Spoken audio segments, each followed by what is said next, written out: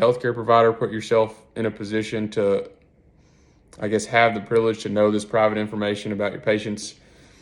And you've got to have one thing in order to be able to share that information outside of your healthcare team. So, and that one thing is written consent. Okay, and I would remember that. It's on slide 17. Let's see here. All right, healthcare records. So, healthcare records are considered privileged communication. They contain information about care provided to the patient, and they can be used in a court of law. I would remember all of that on the healthcare slide or healthcare records slide, slide 18.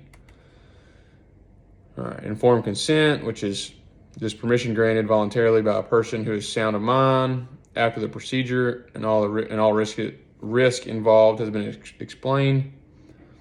And then we move on to contracts. Okay, so contract is, I think we all have a basic understanding of what a contract is. It's an agreement between two or more parties. There are two different types of contracts. You've got implied and expressed, and I think that's pretty self-explanatory. But implied are basically those obligations are expressed, or the obligations for that contract are expressed and understood without verbally expressing the terms. It's just implied. And you have express, which means the contract is stated in distinct and clear language, either orally or written. I would remember all three slides very thoroughly for contracts. Okay, so 20, 21, and 22. Remember the two, like implied and expressed. People tell me what that means. Remember the three basic parts of a contract, which is your offer, your acceptance, and your consideration. And then moving on, you need to be able to tell me what a contract, or remember what legal disability is, remember the examples of it. So I would remember pretty thoroughly slide 20, 21, and 22, okay? And you've got advanced directives for healthcare. So they're also known as legal directives. So there are two main legal directives that we talked about. One, I would remember on slide 23 what a legal directive is, and then we'll move on to slide 24 and 25, the two main legal directives, okay? So we've got living wills, which is basically just a document that allows an individual to state what measures should or should not be taken to prolong life when their conditions are terminal. Then we've got a DNR, like I need you to know what that is. I need you to be able to remember what a living will is and what it's called, which is an advanced directive of health for healthcare.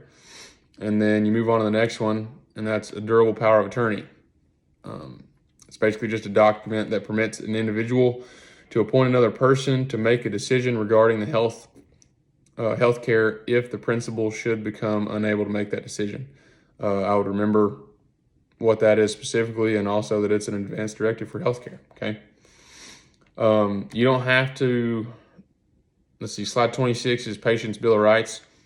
You don't have to remember every right the patient has, but I would familiarize yourself at least a little bit with these bullet points, and I think I could expect any of you guys to easily be able to identify, just kind of use common sense and identify, like, yes, the patient has the right to do this and this, but not this, okay? Ethics is a set of principles relating to what is morally right or wrong. Ethics provides a standard of conduct or code of behavior. I would remember that. Remember that ethics provides a standard of conduct or code of behavior, okay? And slide 27.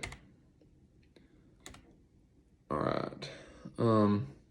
If you guys have any questions, concerns, comments, whatever, shoot me an email, let me know. I'll try to respond, I will respond to emails all day. You guys reach out with anything you need help with. Remember that I believe today, we'll look at what you guys have to do real quick.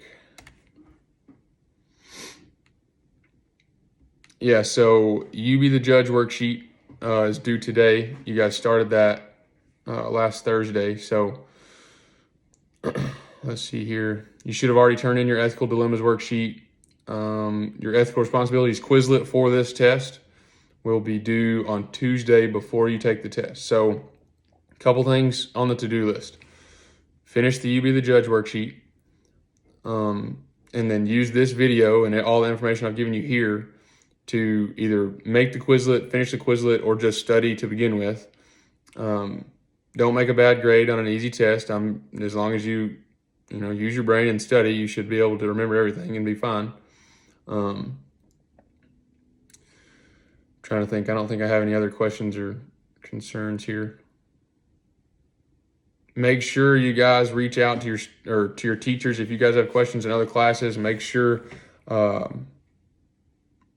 just make sure that you're getting all your other work done too. Don't get behind. It's not a snow day, even though we all wish it was. Again, if you have any questions, let me know. And have a good day.